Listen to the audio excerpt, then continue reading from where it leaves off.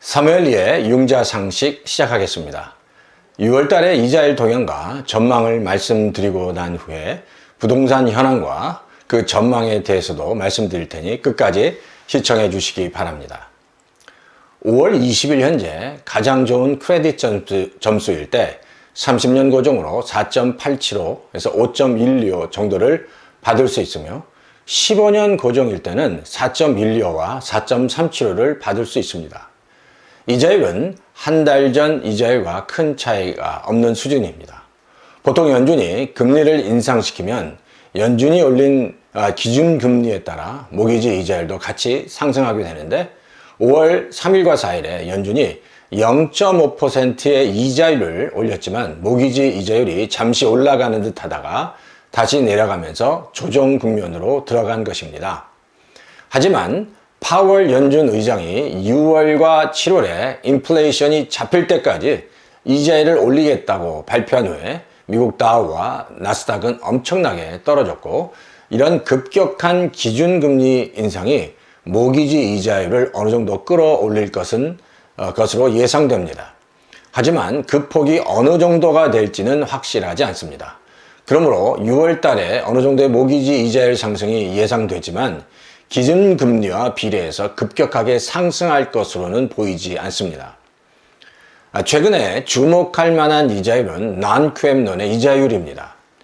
보통 non-QM론은 세금 관련된 텍스 리턴과 페이롤이 없이 받는 론으로 비즈니스의 P&L로만 받을 수 있는 모기지 융자 프로그램입니다. 그런데 이 비즈니스 P&L 프로그램을 선택하고 대략 30% 이상의 다운페이를 하고 그리고 좋은 크레딧 점수일 때 아주 좋은 이자율을 받을 수 있다는 겁니다. 바로 그 이자율이 non-QM론의 이자율이 5.375에서 5.625까지 받을 수 있는 것입니다.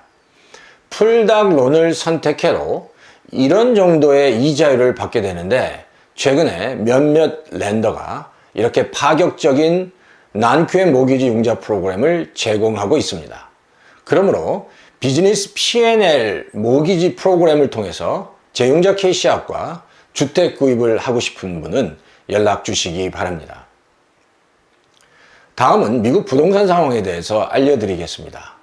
현재 미국 주택 시장을 살펴보면 높아진 이자율로 인해 주택 가격이 조정될 것으로 예상되고 있습니다. 하지만 턱없이 부족한 매물로 인해서 주택 가격이 예상한 대로 쉽게 떨어지지 않고 오히려 조금씩 상승하고 있습니다. 2021년 7월에 미국 전체 주택 재고량이 130만 채 정도였는데 2022년 상반기에 주택 재고량이 87만 채에 불과한 실정입니다. 더불어서 현재 미국 주택의 렌트비가 계속해서 상승하고 있습니다. 최근에 대략 렌트비가 10% 이상 상승되고 앞으로도 계속 렌트비가 상승될 것으로 보입니다. 이런 렌트비의 상승이 다시 주택가격 상승 요인으로 이어질 가능성이 있어 보입니다.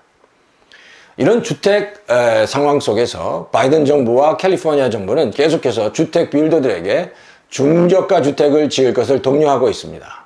하지만 서플라이 체인의 문제로 주택 빌더 역시 주택 건설을 하는 것이 힘들어지고 있고 중저가 주택 건설이 주택 빌더에게 큰 재정적으로 도움을 주고 있지 않기 때문에 주택 빌더가 적극적으로 나서지 않는 측면도 있습니다. 이런 이유는 미국은 주택 공급을 민간과 시장에 맡기고 있고 정부는 주택 건설의 인허가를 주로 하고 있기 때문입니다. 그러므로 주택 빌더는 자신에게 도움이 되는 중간가 이상의 고가 주택을 지으려고 하고 있고 이로 인해서 주택 숫자가 많이 늘어나지 않고 있는 실정입니다. 그래서 많은 사람들이 이자율 상승으로 인해서 주택 가격이 조정되고 낮아질 것이라고 생각하지만 턱없이 부족한 매물로 인해서 집값이 계속해서 조금씩 상승하고 있는 것입니다. 하지만 2021년처럼 급격한 주택 가격 상승은 없을 것으로 예상되고 있고요.